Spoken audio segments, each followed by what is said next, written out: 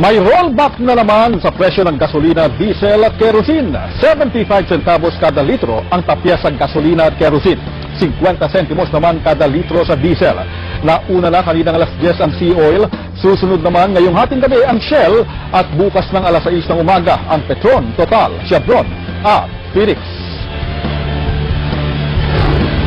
Kahit palugi, pinag-iisipan ng ibenta ang ilang bahay sa Provident Village sa Marikina. Katunayan, ang ilan ayaw nang bumalik doon. Magbabandila si Zen Hernandez. Kahit buo ang mga haligi ng mga bahay, matindi ang pinsala na ginawa ng pagbaha sa mga bahay dito sa Provident Village. Ang ilang residente ng Provident Village tuluyan ng inabandona ang kanilang mga tahanan dahil na rin sa kanilang trauma na inabot. Tulad dito sa New York Street, kung saan ilang residente ang namatay dahil sa pagbaha. Kaya naman kahit daw gaano pa kamahal ang pagkabili nila ng kanilang mga tahanan, ay wala silang balak pang bumalik. Si Aida Poblete, desidido nang umalis sa kanyang bahay na halos 10 taon din nilang tinirahan. Halos 15 milyon ang halaga ng bahay, pero papayag na raw sila na maibenta ito ng kahit 5 milyon. Mahirap eh. Everyday na babalik ka rito, maalaala mo yung... Hindi lang naman sa amin, siyempre, yung iba rin, mga namatay. Pero may ibang nanghihinayang pa rin iwanan ng bahay. 15,000 kada square meter kasi ang halaga ng lupa sa Provident. Kung lahat naman gusto magbenta, di lalong babaratin lang itong bahay. So, yung lupa namin. So, I think what we can do is instead of focusing into selling, we have to focus into rehabilitating ng mga bahay. Ayon sa real estate developers, dapat sinasabi ng gobyerno kung ano ang mga lugar na hindi angkop patayuan ng bahay. Darating ang mas maraming bagyo, mas malalakas na ulan, and therefore, nauulit yung ganitong klase ng mga dilubyo, it doesn't make sense to continue building in those places. So, kailangan pumunta sa ibang lugar na mas safe. Now, where are those safe places? Ito ang trabaho ng gobyerno. Ilang tips naman sa mga may balak bumili ng bahay at lupa, inspeksyoning maigi ang lugar kung ito ay malapit sa mga ilog. Siguruhin din na maayos ang drainage system. At dapat ay may maayos sa track record ang developer ng subdivision. Pero dapat solusyonan din muna ng gobyerno ang problema sa pagbaha. Para sa Bandila, Zen Hernandez. Dapat ipaubaya sa mga lokal na opisyal ang paggastos sa calamity fund para maging mabilis ang pagtulong sa mga masasalantalang kalamidad. Ito ang nagkakaisang sinabi ng 4 na presidential board sa 2010 nang humarap sa forum ng mga lokal na opisyal ng gobyerno. Nagpabandila si Linda Humilla. Sina Defense Secretary Gilbert Teodoro, Senator Cheese Escudero, Senator Manny Villar at Senator Noynoy Aquino lang ang mga presidentiable na piniling magsalita sa forum na ito ng premyadong local government officials. Iisa ang hamon sa kanila sa harap ng mabagal na aksyon ng gobyerno sa kalamidad na dulot ng bagyong Ondoy. Handa ba silang ipaubaya sa lokal na pamahalaan ang pamamahala at paggastos sa calamity fund?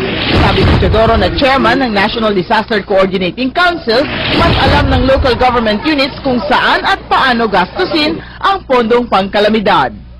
The events of last week have really shown the fact that indeed local government units must take the lead in disaster risk management, even in rescue and relief, because the different topographies, the different conditions of the local governments cannot be managed and cannot be foreseen by the national government. Pabor din si Escudero na bigyang kalayaan ng mga LGU sa paggastos ng calamity fund, pero may kasamang babala.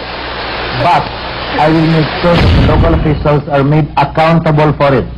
Not only to the national government, but to the people whom they serve. Tiyakin po natin na kapag binigay natin ang kapangyarihan yan, may kaakibat na accountability, transparency, at pagpapanagot kung sino mag-aabuso. Mas mahalaga naman kay Aquino na gawing automatic ang release ng pondo para anya mas mabilis at bawas abuso. Sa Pateros, may tubig pa ng binalaw namin hanggang tulad yung mga lugar na pinuntahan namin. At sa kanila, walang assistance na nangyayari. Talagang yung mayor, naawa ko na naobligang magatutusin man, limos to sa lahat ng kapitbahay. So, ang lagi dapat talagang kailangan gawin mo dyan, number 1, to prevent abuses, pero more than that, no, to make it more responsive. Habang si Villar, binatikos ang kawalan daw ng koordinasyon ng national at local government sa krisis na dulot ng Ondoy. Kamukha nito nangyari sa Ondoy. Nakita natin dito, wala man lang presensya ang national government. Ang hina. Hinahanap ng mga local government mo kasalukuyang humihingi ng tulong ng ating mga kababayan. Hindi makapasok masyadong nasyonal.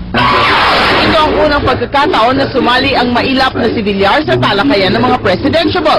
Pero hindi pa rin ito ang debate pinangingilagan ni Villar. Sa apat na presidentiables naman, si Escudero na lang ang di pa nagdedeklara. Hinihintay niyang mag 40 years old sa October 10 para maging kwalipikadong magpresidente. Pero sa imbitasyon ng kanyang birthday concert para sa mga biktima ni Ondoy, kinumpirma ng lalahok si Escudero sa halalan sa 2010. Para sa Bandila, Linda Humil.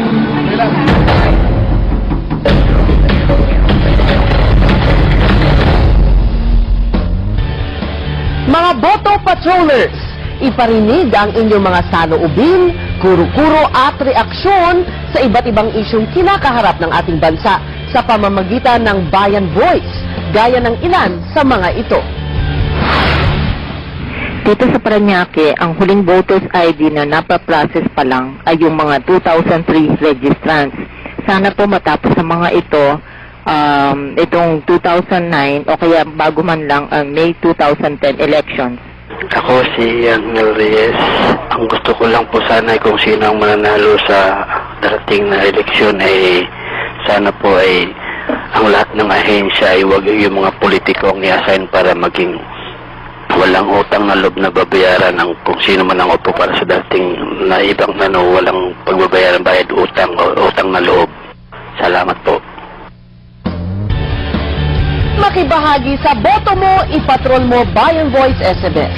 Para sa mga taga Metro Manila na may landline, i-dial ang 411-BMPM o 411-2676 sa mga cellphone ang gamit at mga taga-probinsya, i-dial ang 02411-BMPM o 02411-2676 saka ibigay ang inyong mensahe. Susunod na, nilindol na hotel na kunan parang video bago gumuho. At 300 kabataan nag-human chain para sa mga biktima ng Bagyong Ondoy. Huwag bibitiw!